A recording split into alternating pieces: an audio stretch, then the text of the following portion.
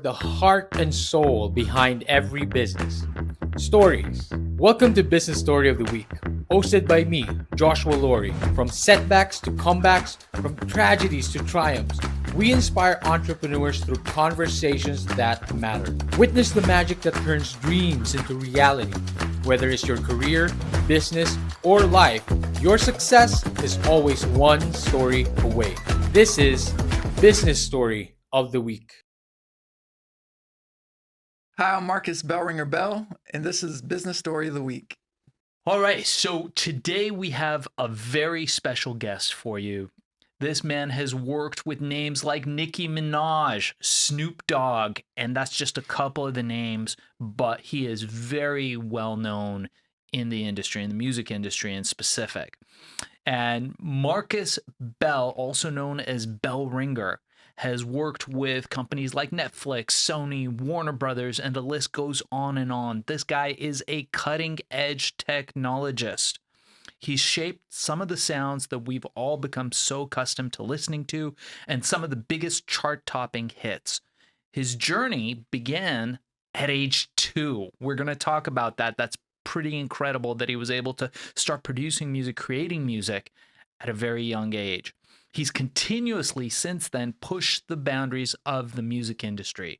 And what he's going to talk to us about today really is the next evolution of where music is going, and it involves AI. One of his latest groundbreaking projects is Raven Light. And I'm very curious to hear about this today and learn more about it. I know we've been listening to it in the car on the way here. Raven Light is an AI artist. We're going to talk about what that means.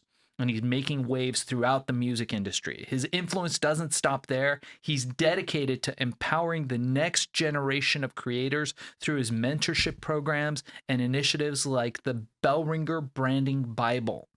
He's been helping artists and entrepreneurs turn their dreams into reality. Marcus Bell isn't just a part of the music industry, he's leading its evolution. Welcome to the show, Marcus. Thanks so much for having me. It's great to be here with you all and seeing you. Yeah, great to have you too. And sitting to my right, we've got Mr. Daniel Alonso. He's our special co-host today from Wealth on the Beach. Daniel is a seasoned entrepreneur himself, a big fan of Marcus and his music.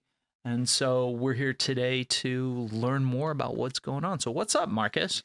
Yeah, well, it's been quite the past few months with the release of the Raven Light project, because for the first time in history, we're able to create these photorealistic AI characters. And so if you think about like Barbie or some of these characters that we as human beings, we relate to characters, we see ourselves in the characters, we can learn from the storytelling around characters and so forth. And that's what the Raven Light project has been yielding, that ability to connect with people, and she's basically gone viral. All right, so I'm just going to ask it right off the top. What's on everybody's mind?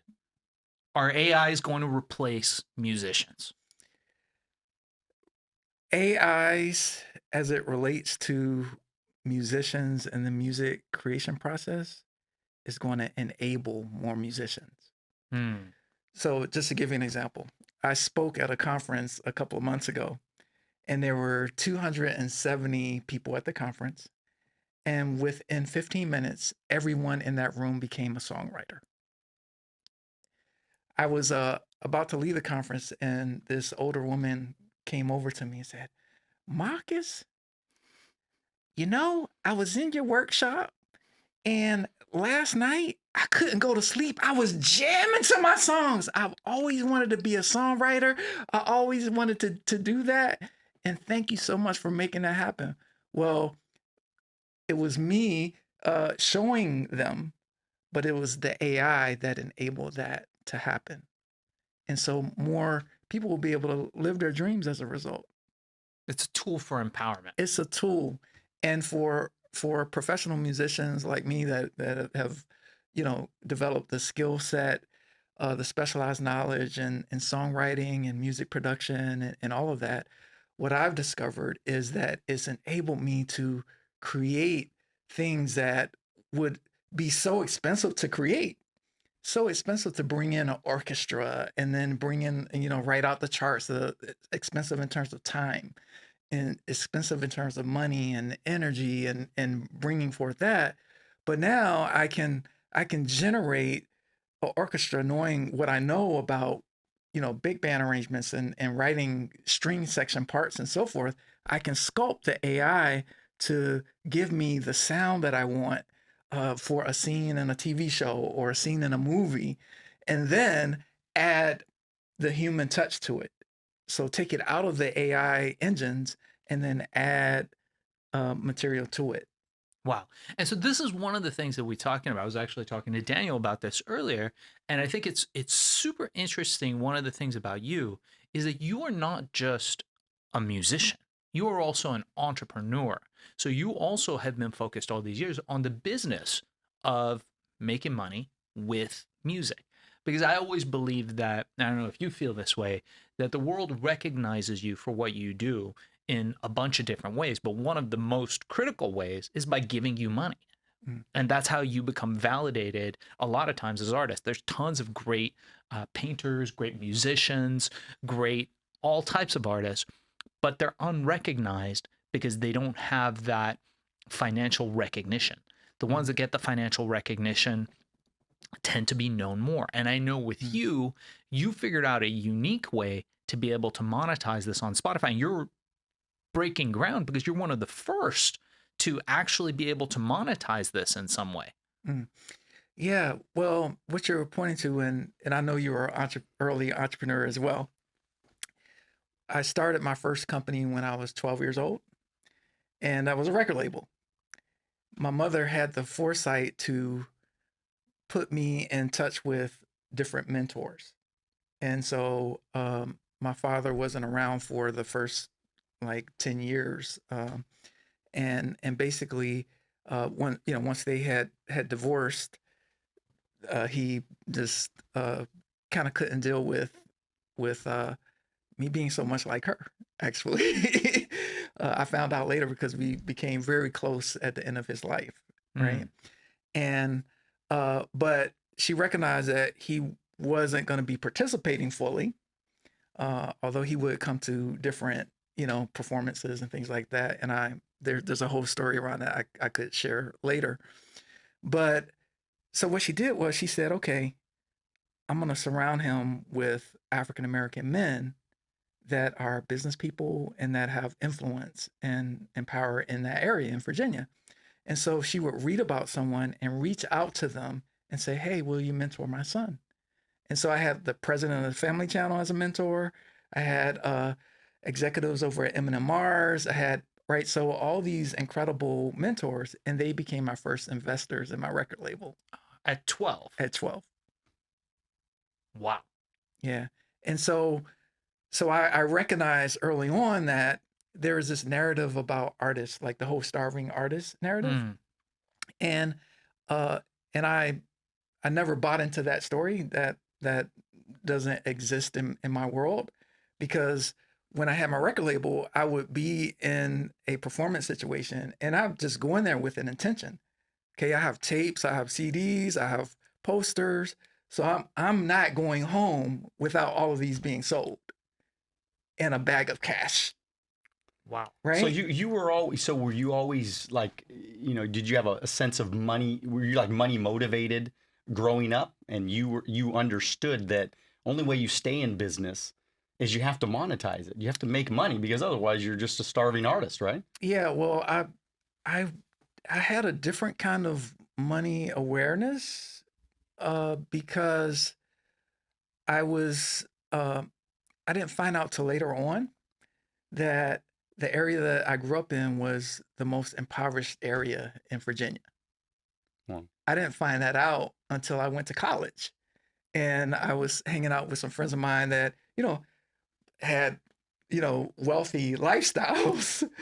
And I went back to Virginia. I'm like, well, wait a minute. Whoa, I just, what? How did I miss that? And I think I missed that because of my mother. And so I was always performing at like events that senators and politicians would have. Mm. I had an agent, so I was making money early. So my first check was when I was 6 years old, and I'll never forget. It was like 100 and no, it was like $600 actually. My first production check was $125 when I was 9, but when I was 6, it was like $600. And so we went to the bank, and here I am. I'm passing over this check, and I'm like, what happens now, right? So I'm given like, what is that? So I understood that there was something going on with money, Mm. that was important, and it was an enabler. So I was able to afford to get the instruments. And a lot of kids don't, in those types of communities, don't have access to specialized knowledge, don't have access to the tools to be able to express their creativity. And so what I recognized was that, well, you need to have money to buy the instruments. Mm. And so I was a contributor in that, and the structure was like, okay, well, you can help pay for some of these instruments, right? Which was very smart of my mother, right? To kind of set that up, like, okay, you're going to be investing in your development, and we're going to invest together. And so that's how I learned the importance of money and being able to empower creativity to empower others. Because the thing about music that is so powerful that I recognized early was that its ability to touch and heal people and change moods and change uh, people's minds, even. And so those were some early lessons in business and having a purpose-driven business. Wow. That's really interesting. It's like what you tell me. I tell my kid all the time. I got this line I tell him all the time. I'm like, son, there's two kinds of people in this world. He goes, yeah, what is it, Dad? I go, the people who like Bob Marley and everybody else. And he kind of gets it, right? Because he understands that, like, look, if you're on the road with us, like everybody's connected through music. You can be in any kind of a situation. You put that one song on, and everybody's jamming. Yeah. Nobody is ever angry when they're listening to Bob Marley. It's never happened, right? So I'm sure you experienced that through your music. Yeah. So that's really interesting. And so you also empower other entrepreneurs. I know through your journey, because I know you've had some ups and downs. I know that there was a point in your life where you actually went near broke. Am I wrong to say that? Well, if you call $75,000 in debt broke, I was broke, right? And so, but a different kind of broke, and I didn't recognize it then. But the kind of broke I was not because I spent $75,000 and balling out in a club, or buying a bunch of cars, or something like that. I figured out later, because I had to gain some specialized knowledge in business and so forth, that I was actually investing in my business, Mm. right? So I was buying equipment and so forth, but I was under that narrative that kind of plagues so many people about never be in debt, Yeah. right? But as we know, debt is a way to build wealth, right? And so one of the things that I was like, okay, I gotta get out of this debt. And so I worked really hard to get out of $75,000 in debt to zero. And that was through asking, mentors. I believe in finding mentors at every period of my life. I've been fortunate to find a mentor that was exactly perfect for that moment. And so I had some, millionaire friends, and I said, okay, well, how do you get out of debt? Right? And they were like, okay, well, this is how you do it. And I just start studying and reading and finding out as much as I can about that stage. And so I was able to get myself out of that. And part of that was understanding what my value was. See, I had the conception that, time is money. Mm. And when I realized that time is not money, but value is money. And so when I'm able to articulate my value, then my money started to change. right? And so I was able to start to be able to communicate better the value of what I was providing for the people I was working with. And when I was doing that, then I started to increase revenue, and then I was able to get out of debt. And then came the next problem. Well, as soon as I was out of debt, I got a big check, and I didn't know what to do with that. So I was like, okay, well, now what do I do? I'm out of debt, but here's like $40,000. What do I do with that? And so then I had to seek mentorship and guidance again. And I figured out, okay, well, wait a minute. I'm not going to spend this time. I'm going to grow this. And that's when I started really getting into investing and understanding those mechanics. And so all these things that I've learned throughout my time as an entrepreneur since 12 has now been put into a program which is called Wealth and Impact Bootcamp, where I'm supporting other entrepreneurs. And there are some first principles about business that it doesn't matter whether you're in the music industry, doesn't matter whether you're in the podcast industry, it doesn't matter whether you are in the pharmaceutical industry or a book author or whatever. There are some first principles that cut across industries, and that's what I bring forth to entrepreneurs. I'm kind of curious, but well, first of all, that's exciting what you did to turn things around. And just so everybody knows, I mean, there is good debt and there's bad debt, right? I mean, and I think in your case, that $75,000 was good debt in the sense that it was things that that was growing your business. Yeah. And but I think there's also, and maybe you can throw your thoughts here, but I think that there's such a lack of financial education today, right? Absolutely. I mean, I don't care what neighborhood you're from. I mean, there's a lot of people that are just dying for that education because they don't know what Yes. to do. I mean, people ask questions to me all the time. I got $10,000. What do I do with it? Well, Yeah. you should have learned that when you were in grade school. Like somebody should have taught you Yeah. that when you Yeah. were in grade school. And how do we get to that point where we, empower people financially with that education? Yeah, well, it's seeking specialized knowledge. It's seeking mentors. Mm. It's listening to podcasts like this. It's coming into programs like I have and other people have that really support people in bridging that gap, right? And the thing about good debt and bad debt, right?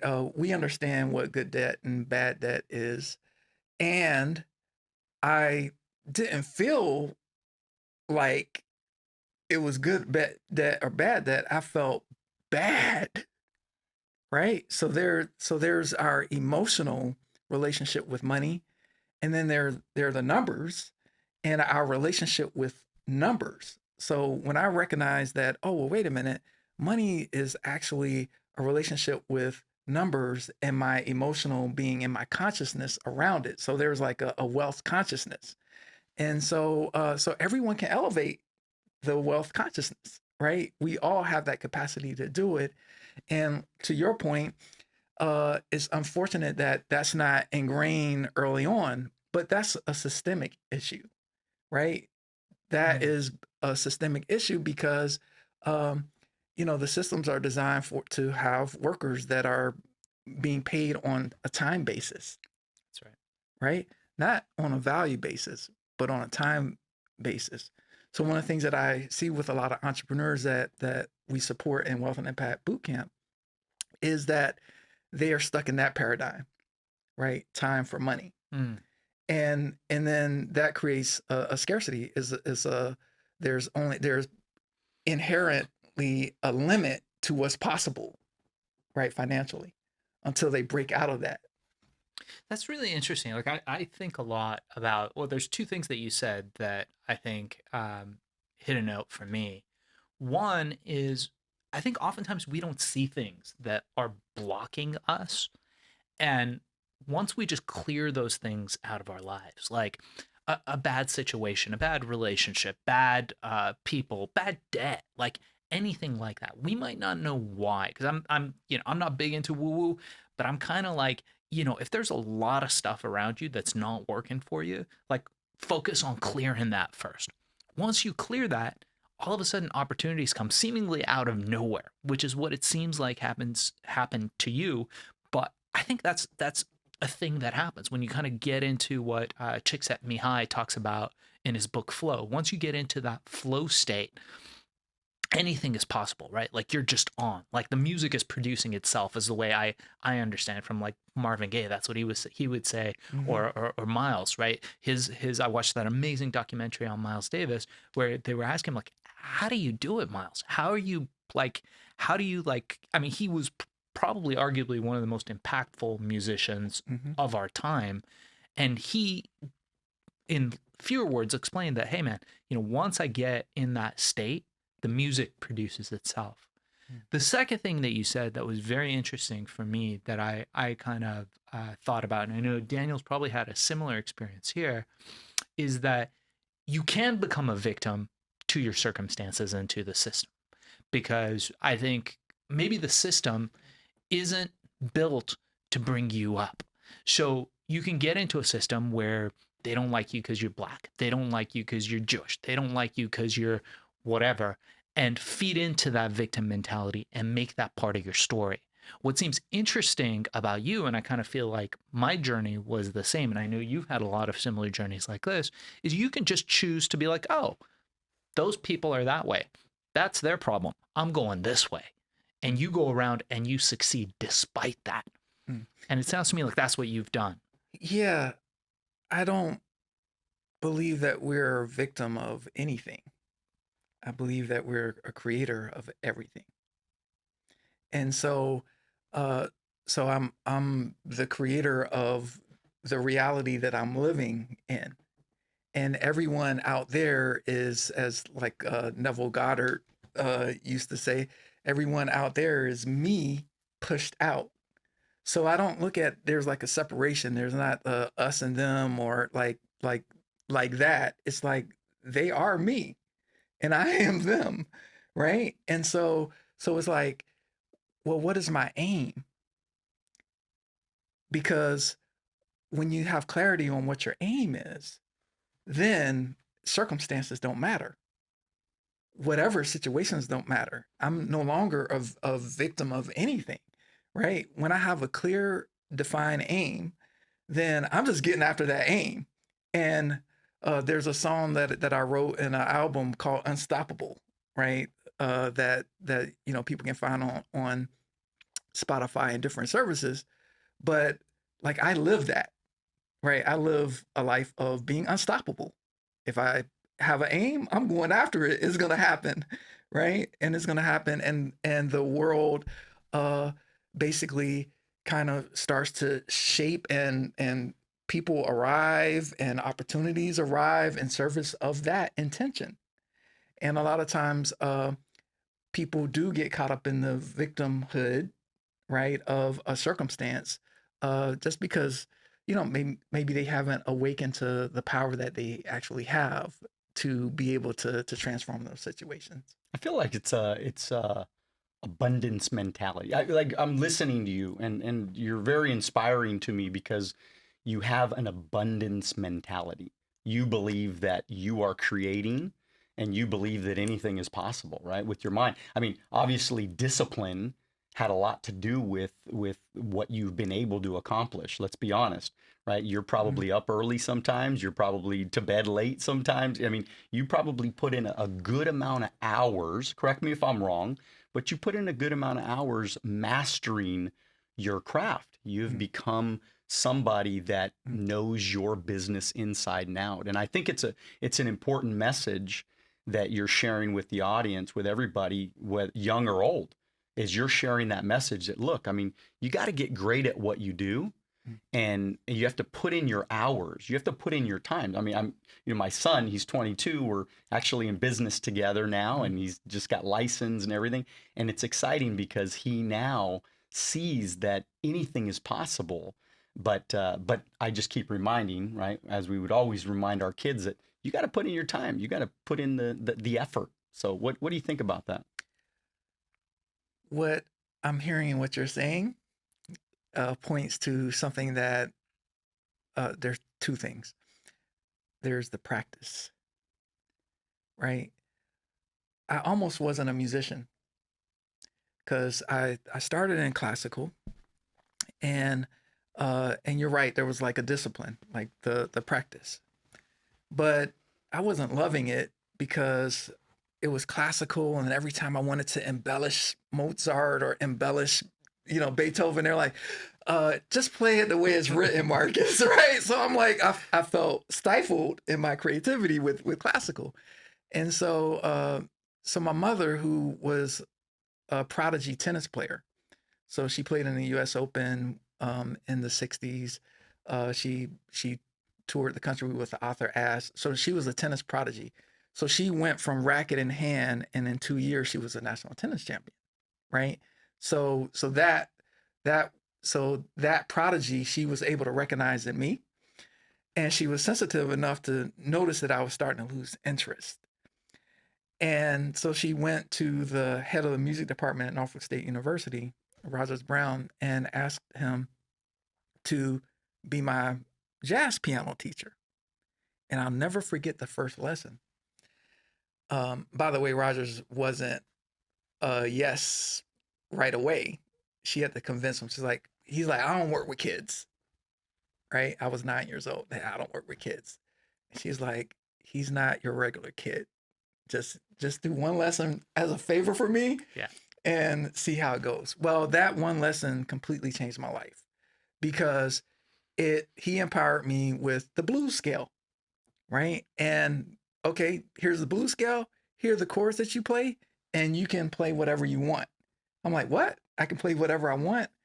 That was it, right? They couldn't get me off of the piano because it was not just practice anymore. It was like I was becoming it. Right? So I was lost in that discipline, that practice. And that was summertime. And come fall, I was performing as a professional musician. Right? And so I look at that period of time, that summer to that winter time, when I was like making money as a jazz pianist, as an intentional imbalance. And so as it comes to how I go about my life, is I go through spurts of intentional imbalance on a thing. For example, when I saw what was possible with AI at the beginning of last year, I intentionally imbalanced my life, right? And so there are many different conditions of life that we as human beings have to contend with or choose to contend with, right? So there's health, there's money, there's career, there's spirituality, there's sociality, there's politics, there's knowledge. There are all these different areas that we somehow interact with. And there's this myth of, balancing work and life, right? Every successful entrepreneur, billionaire, celebrity, whatever, name the field, didn't go about life in a balanced way to achieve that. They did some type of form of intentional imbalance. And because that focus produces great things in the world. And so that's where I went with AI and the creation of Raven Light. Let's talk about Raven Light. So what inspired you to create her? How do people engage with her music? I know you guys were vibing out to her music on the Love car it. ride here. Totally love it. Thank you. Awesome. He's got it up on his big screen in his Tesla Model X, just letting the car drive itself, and he's just vibing out on the music. Unbelievable that it's not a real person. Really unbelievable. So tell us more about that. How you created it, how people can engage with Raven and learn more. Is there going to be a whole album dropping? What's the news? Yeah, well, just a little context about how Raven became. I was doing an intentional balance, a 100 days impact challenge. I was doing a music challenge last year. So I wanted to do 100 songs in 100 days. Okay. And I love these challenges, and people that have participated in the 100 days impact challenge have done things like they've left their jobs and created, businesses, or they picked up some new skill that they always wanted to do, right? So 100 days is a good intentional imbalance, opportunity. Well, I said, okay, I'm going to create 100 songs in 100 days. I hadn't done a music challenge before. And midstream, I lost my voice. And I said, okay, well, I can't stop. I'm unstoppable, right? So I've got to find a way to still be able to use my voice. And with what's happening in AI, there must be a way I can clone my voice. And this was early on in the public release of these kinds of technologies. So I was able to find a way to clone my speaking voice, which resulted in doing like 10 songs of meditations with my speaking AI voice. And I created music beds and so forth around that. And then I eventually found out a way to clone my singing voice. And I said, oh, wait a minute. Can I take these 100 songs and turn them to 1,000 songs? Right. So I was like, okay, well, there's got to be a way I can train a model that's the bell ringer model, or the Marcus Bell, music model. Okay. So that took me down that rabbit hole. And then I went into the generative image rabbit hole when Midjourney came out. So I'm big into the crypto space. And so I have been creating NFTs with Midjourney and so forth. So I had some experience with image creation, but then I saw what was possible with audio creation. So all of a sudden now I can sing in Spanish, and I don't speak Spanish. Now I can do all these different languages with the help of AI. Now I can do all these different genres without, well, wait a minute. Okay.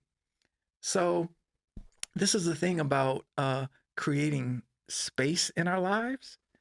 Because I'm also a believer of creating moments of space consistently, to just think, to just consider what it is that I'm doing, and then what's possible. Is there a way to leverage what I'm doing in a different way?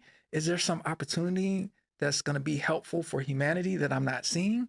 Is there something that's helpful for the people that I support, right? And that, like, leaving space for that. And in one of those moments of space, it clicked. Wait a minute. There's a possibility of creating an artist that is a conscious artist that stands for something bigger than, going for a Grammy or like, trying to get, streams or whatever, right? Something bigger, something more impactful that could be helpful for people. And that's where the idea to create Raven Light came into being. And so I ended up generating like over 4,000 images. Now there's like 10,000, easily 10,000 images of her. Yeah. And I said, okay, again, it's about empowering artistry. Sure. So we did a Raven Light writers camp. So usually with big artists, like celebrity artists, there are writers camps that happen to produce the songs that we end up hearing. Right. And so those are teams of writers and producers and other artists, collaborators coming together to create an album for a major artist. I didn't know that. I always thought it was like the, Bob Dylan's of the world sitting with a notepad and hammering it out. Sometimes it happens that way, but not really.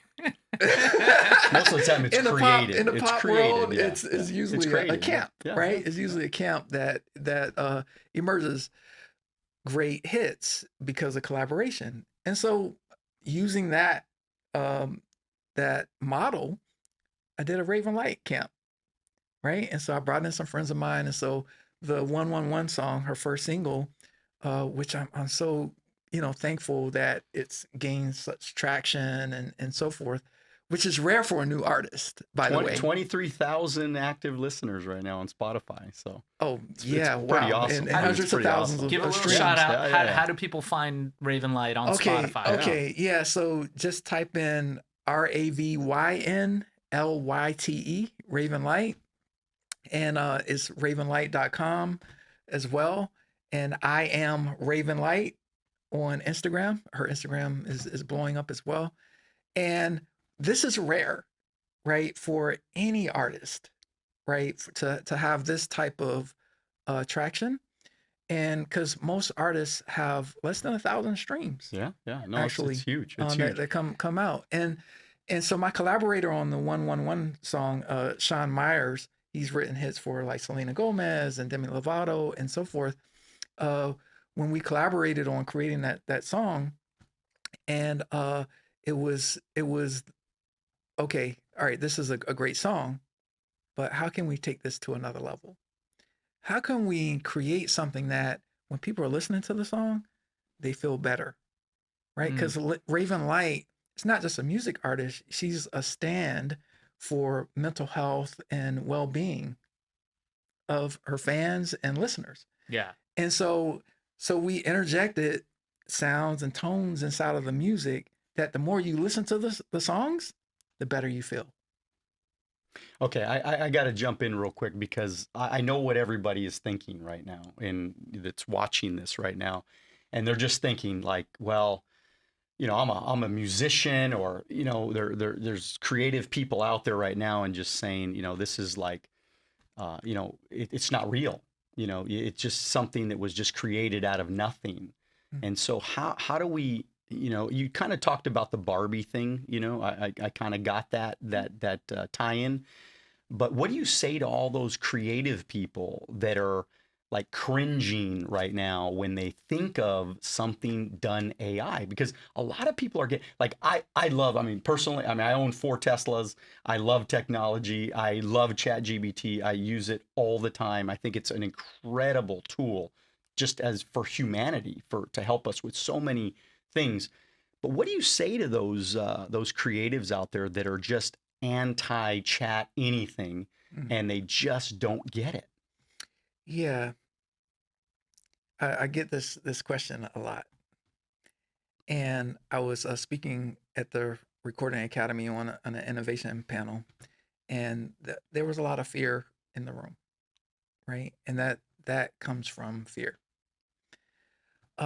What I encourage creatives to do is to go from fear into curiosity, because when you move from fear into curiosity, then it opens up the possibilities and the opportunities for this incredible tool, which is AI, which is a creation of from human beings, like the computer, like a Tesla, like our phones, like this chair, like this microphone stand, right? These are just tools for my voice to be heard, tools for me to sit comfortably while we're having this conversation.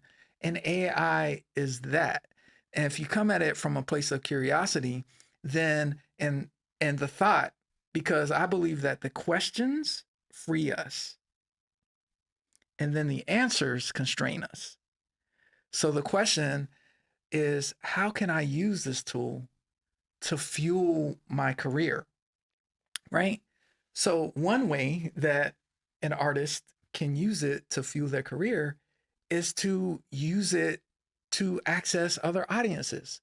So one of the reasons why Raven Light is her backstory is that she's from Spain, is because we wanted to really be able to reach into the Latin market as well. But there's also a Finnish version of the 111 song, right? One of our collaborators, Elizabeth Angel, is from Finland. And so we have a lot of incredible women that are involved in the project. And again, just like with Barbie, there are like thousands of people that are gaining the benefit of the creation of that character. The same thing is happening with Raven Light. There are many people involved in the project, and more collaborators coming on and getting involved with, which is exciting. So what's happened with this project is gone from like an idea in my quiet time to now it's a living, breathing thing out in the world that is creating opportunities for other creatives. For example, her next single is written by a songwriter in collaboration with me that, hasn't had a lot of hits, but Raven Light will likely be her first big hit, Mm. right? And so yes, there's an album. There are video um things that we're working on, like using some of the tools for that creation. And then there's the other thing I wanted to address that you mentioned about what's real. It's those are the questions that philosophers have been asking for ages. What is real? Are we real? How do we know what is real? Right? And so again, those are the questions that free us to be able to imagine a world that, that has homelessness not be real, that has mental health issues not be real, right? Like, can we imagine a world where that doesn't exist? Look, I get it. I do think it is the future. I think what this man is doing is definitely the future of what we're going to see. I don't think it's going to be like exclusive, because the thing we like about humans is their frailty. We like the quirks, right? When you look at somebody who's like, you look at a beautiful woman who's like really beautiful, the beauty isn't always in the perfection. It's in the slight imperfections, men and women. When you look at a beautiful person, right? It's those little quirks that makes them exceptional. And similarly, it's the quirks in our personality that AI might be able to duplicate on a technical level, but it never gets the essence of our soul. With that said, I think at the end of the day, we create the AI. So Yes. basically, like you said, it's like the microphone, right? It's not that your voice is being amplified using this magical instrument. It's that your voice is beautiful, and this is a tool to bring it to a wider audience. Yeah. So I totally respect that. And I think for sure that we're going to see Marcus is just on the very ground floor. This is the first time we're seeing somebody who's huge in the music industry, who's got a massive reputation playing with people like Snoop Dogg, Nicki Minaj. I mean, the people that Marcus has produced and played for, mind blowing. And he's coming out and saying AI is a way forward, not the way, but a way forward. Yeah. It's going to revolutionize the industry. So it's a both and world, right? So I'll never forget a day a few months back. I had a Raven Light session, right, where we were, generating some music and going through the processes that we go through to produce Raven Light's music. And so it was all AI and using prompting, and I'm a prompt engineer and AI technologist, right? And so we're doing all of that, and we left the studio, and I went to this event that was all acoustic. And the first song that was played, the guy had just had some situation happen with his kids, and he pulled out that he was the first artist, and he pulled out his guitar and he started playing, and he played his emotions, his heart. It was absolutely incredible. And I was sitting there thinking, I'm like, wow, that is the magic of humanity, right? Being able to take our lived experience and have that translate itself into song. And there was not a dry eye in the place. Right. And that's a both and world. That same guy I invited to come to the studio, and I showed him some things with AI, and the things that he came up with, Next level. it was like, I want to mix Cab Calloway with blah, blah, blah, blah, blah, blah, blah, and D'Angelo. And it came out with sounding like D'Angelo sung by a choir with a jet. So what I see is some of the best music in human history is being made right now. Right. Is being made right now. And just like the quirks, right, in people, right? Like we all have some type of quirk which makes us unique and a human being. The same thing, the quirks and the hallucinations that happen in AI, oh my God, if you heard my playlist of AI hallucinations, like they're incredible. They're absolutely like I'm thinking about putting out a project with just hallucinations because I could just listen to that over and over and over and over again. Well, I think that what people don't recognize when you talk about AI Mm. is the fact that somebody still has to prompt it. Yes, Somebody still has to tell it what to do. absolutely. So I don't believe that you're being unauthentic when you're using AI. I think it's still your voice. It's still your prompt. I mean, if anybody knows anything about prompt engineering, you understand that somebody has to prompt it. Somebody has to come up with the words and the ideas and the tell it what to do. Kind of if like, you know, as a composer, right? You're writing down the musical, right? The music for to tell the orchestra how to play it. Yeah. So I don't know if is that making any sense to you? Yeah, absolutely. Yeah. And this is what one of the things that I support entrepreneurs with, because for business, AI is an absolute game changer, accelerator for everything. So as a prompt engineer, I'm a creative prompt engineer, but I'm also a business prompt engineer as well. And I initially said, okay, is there a way I can disrupt my businesses? Right. So I have a music production company. We support 600 recording artists, a catalog of over 30,000 songs now. And then I have the business that helps entrepreneurs, right? And I said, okay, well, can I actually disrupt my businesses, before something else disrupts it?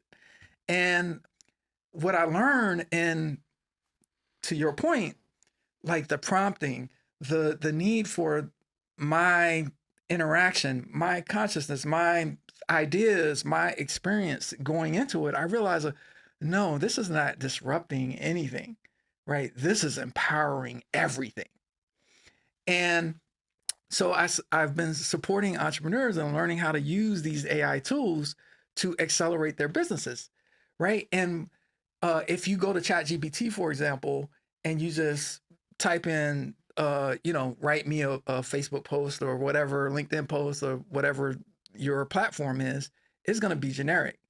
What I've been helping support entrepreneurs do is to have it be that they train a model on the things that they care about, that is part of their experience, that is their specialized knowledge, that is their business, that is that. And so now those entrepreneurs, when they're using the tools, it's actually sounding like them. It's speaking in their voice, the voice of their companies and all of that. And so just like a kid needs to be trained, right, in how to behave in the world, the same thing is with AI. It needs to be trained. And if you know how to train it in a particular way, then all of a sudden, this empowers your marketing department. It empowers your sales department, your content creation, your business opportunity creation, offer creation, etc. And so if you can't tell, I'm a little excited about it. Yeah, no, look, Marquez, I think we're going to hold right there because I definitely want you to come back. All right, so here's the thing. We try to get a little bit better every day, but we can't do it without you. So if you like the video, make sure to like and subscribe below. And if you have any comments, just leave them in the space under.